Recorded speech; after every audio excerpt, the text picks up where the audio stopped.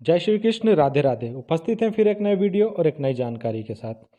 सनातन धर्म एक शाश्वत और प्राचीन धर्म है। यह एक वैज्ञानिक और विज्ञान पर आधारित धर्म होने के कारण निरंतर विकास कर रहा है। माना जाता है कि इसकी स्थापना ऋषियों और मुनियों ने की है। इसका मूल पूर्णतः वैज्ञानिक होने के कारण सदियां बीत जाने के बाद भी इसका महत्व कभी कम नहीं हुआ। चलिए जानते हैं हिंदू धर्म के 16 संस्कार कौन कौन से हैं, उन सबके नाम क्या हैं, वो क्यों किए जाते हैं। इसमें से पहला है गर्भाधान संस्कार। गर्भाधान संस्कार के माध्यम से हिंदू धर्म संदेश देता है कि स्त्री पुरुष का संबंध पशुवत न होकर केवल वंश वृद्धि के लिए होना चाहिए।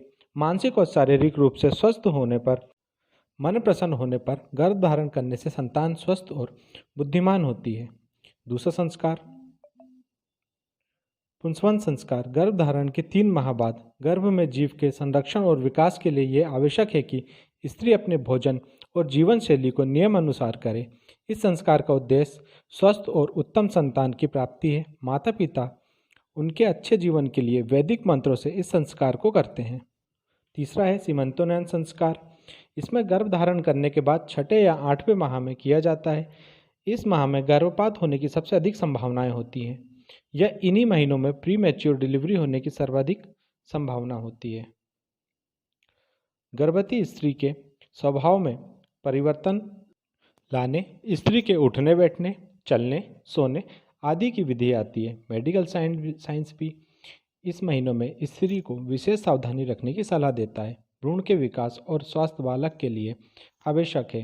गर्भस्थ शिशु और माता की रक्षा करना इस संस्कार का उद्देश्य होता है। स्त्री का मन प्रसन्न करने के लिए यह संस्कार किया जाता है। चौथा है जातकर्म संस्कार। ये बालक के जन्म के बाद किया जाता है। इसमें बालक को शहद और घी चटाया जाता है। इससे बालक की बुद्धि का विकास तीव्र होता है। इस संस्कार की वैज्ञानिकता भी है। बालक के लिए माता का दूध ही सर्वश्रेष्ठ होता है। पांचवा है नामकरण संस्कार। इस संस्कार का बहुत अधिक महत्व है। नक्षत्र को ध्यान में रखते हुए शुभ नक्षत्र में बालक को नाम दिया जाता है। नामकरण की शुभता का प्रभाव बालक पर संपूर्ण जीवन रहता है। यह बालक के व्यक्तित्व का विकास करता है। छठा है निष्कर्म संस्कार। इस संस्कार में बालक को सूर्य चंद्र की ज्योति के दर्शन कराए जाते हैं।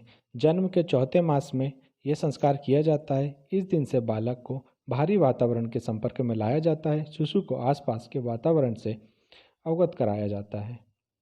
7वां है अन्नप्राशन संस्कार। इस संस्कार के बाद से बालक को माता के दूध के अतिरिक्त अन्य खाद्य पदार्थ देने शुरू किए जाते हैं। चिकित्सा विज्ञान भी यही कहता है कि एक समय सीमा के बाद बालक का पोषण केवल दूध से नहीं हो सकता, उसे अन्य पदार्थ की भी ज़रूरत होती है। इस संस्कार का उद्देश्य खाद्य पदार्थों से बालक का शारीरिक और मानसिक विकास करना है। यही इसकी वैज्ञानिकता है। 8वां है चूड़ाकर्म संस्कार। इसे मुंडन संस्कार के नाम से भी जाना जाता है। इसके लिए शिशु के जन्म के बाद से पहले 3रे और 5वें वर्ष का चयन किया जाता है। शारीरिक स्वच्छता और बौद्धिक विकास इस संस्कार का मुख्य उद्देश्य है।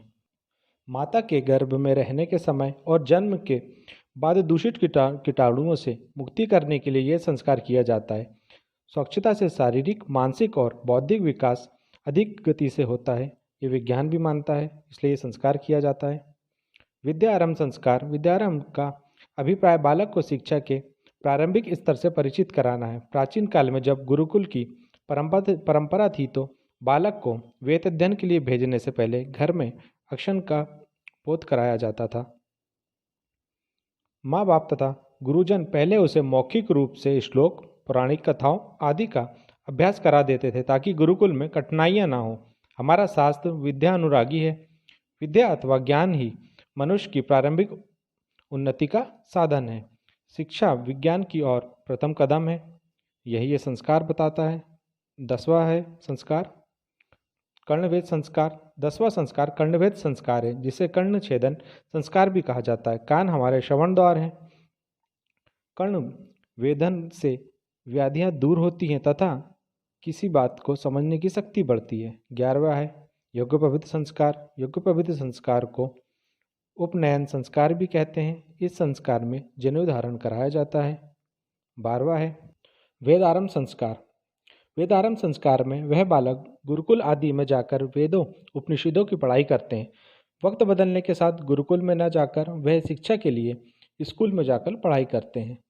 13वां संस्कार है हमारा केशांत संस्कार। इस संस्कार में बालक अपने केशों को त्याग दिया करते थे। इस संस्कार का उद्देश्य बालक को शिक्षा क्षेत्र से निकालकर सामाजिक क्षेत्र से जोड़ना है। गृहस्थ आश्रम में प्रवेश का यह प्रथम चरण है। बालक का आत्मविश्वास बढ़ाने, समाज और कर्म क्षेत्र की परेशानियों से अवगत कराने का कार्य यह संस्कार करता है। अब 14वां है हमारा समावर्तन संस्कार। इस संस्कार में बालक गुरुकुल से शिक्षा प्राप्त कर वहाँ से विदाई लेकर सामाजिक जीवन में जाता है। अपनी शिक्षा पूरी होने के बाद वह अपने सामाजिक जीवन को जीना प्रारंभ करता है। 5वां संस्कार विवाह संस्कार। विवाह संस्कार अपने बाद अपनी पीढ़ी का अंश इस दुनिया को दिए जाने का मार्ग है। परिपक्व आयु में विवाह संस्कार प्राचीन काल से मान्य रहा है। सामाजिक बंधनों से बंधने और अपने कर्मों से न भागने देने के लिए बच्चों को विवाह संस्कार के एक अदृश्य डोर से बांध दिया जाता है।